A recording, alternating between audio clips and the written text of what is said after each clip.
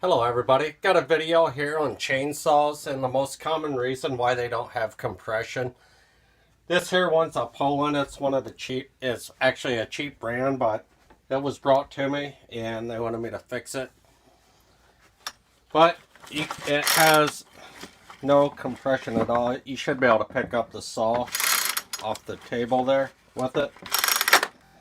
But the compression is so low on it that it won't do nothing. It's got good spark, it gets gas, but it just won't run.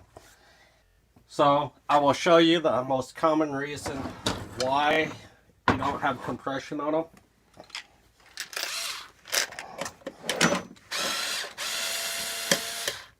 All you got to do is pull the cover off here, which you have that little plate. And there's the spark arrestor, which is pretty much a little screen.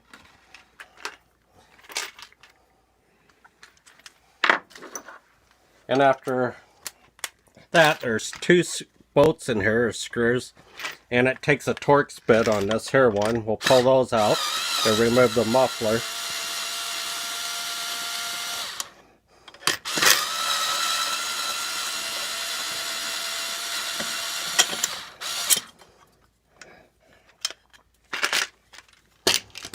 And that lets the muffler come off, and there's usually a gasket on the back side, or there should be anyway.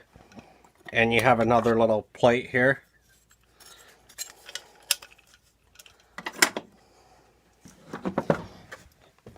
And I don't know if you'll be able to see it, but we'll try to get a good view of it here. Back in this hole here, you can see the piston where it goes up and down. And you see all those scratches on it? That's from the saw being ran either with the oil not mixed strong enough like it should be, or it didn't have any oil in it at all. Trying to get it to where the ring should be. Right there is the ring that goes around the piston, and it is actually seized in there so it don't expand up against the cylinder walls. So there's no way for it to make compression. So this one's probably got maybe 10 pounds at the most.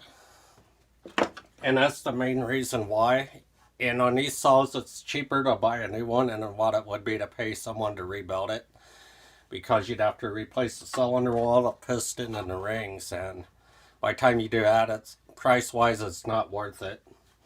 But that's the main reason why most saws like this don't run. They're either the compression is gone from the oil not being mixed in the fuel like it should. So always make sure you use a good brand oil. Mix it like it calls from the manufacturers. And have a great day, everybody. Bye.